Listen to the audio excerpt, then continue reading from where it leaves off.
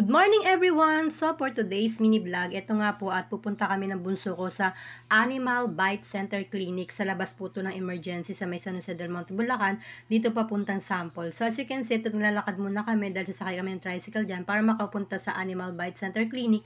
At ito nga pala yung bunso ko dahil nasugat yung paa niya dun sa yero na pintuan nila mama, kaya kailangan natin siyang ipa-anti-tetanus. So as you can see, nandito na po kami sa Animal Bite Center Clinic at ito po ay magbubukas ng 8:30. So open na po siya pero hindi pa kami makakapasok dahil 7:30 pa lang nito at kailangan namin antayin yung 8:30 para magbukas na po yung kanilang pinaka-clinic. So nandiyan na po yung nurse at saka yung tendera at saka po yung assistant nila pero kumakain pa po sila. So ito na nga po at habang inantay namin yung 8:30, ayan, nag-video-video muna ako at ayun yung bunso ko na anak na medyo naiinip na at antok na talaga yan dahil galing pa po yan sa kanyang trabaho. So ito po sa labas naman may nauna na 2 bata, isang matanda dahil for follow-up din sila ng mga vaccine nila. So ito naman po si ate, tinanong ko kung anong concern niya. Siya pala ay magpapa-booster dahil nakalmot siya ng pusa. At ang tinanong ko magkano yung booster is 500 pesos daw.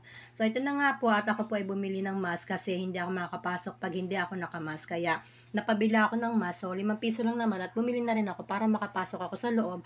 At syempre para makita natin yung vaccine ng aking bunso. So ito na nga po at piniprepare na po ng nurse yung magiging skin test muna bago yung kanyang anti-tetano para i-test yung kanyang sarili or yung bunso ko kung may allergy siya. Kapag namula po yung kanyang ginilagay na gamot na skin test, ayan, nilalagay na po, hindi po siya basta-basta pwedeng ma-injection ng anti-tetano. So ayan, pagka-inject po sa kanya ng skin test na gamot, sinulatan po yan at after 30 minutes, babalik po kami para naman po i-prepare yung kanyang anti-tetanus. So, fast forward, at yan nga po, at nabasa naman ang skin test ng anak ko, at luckily, okay naman, hindi namaga, hindi namula, at hindi nangate, yung pinaka nilagyan niya ng bilog, at saka oras. So, kaya ito, at in-inject na po sa bunso ko yung anti-tetano, at 2 braso po yan, balihin natin po ng nurse yung gamot para, ganun talaga siguro ang pagkakaalam ko. So, ito na nga po, at nakangirit yung anak ko kasi medyo masakit daw po. So, ito lamang aming ganap ngayon, ang sama ng anak ko magpa-anti-tetano.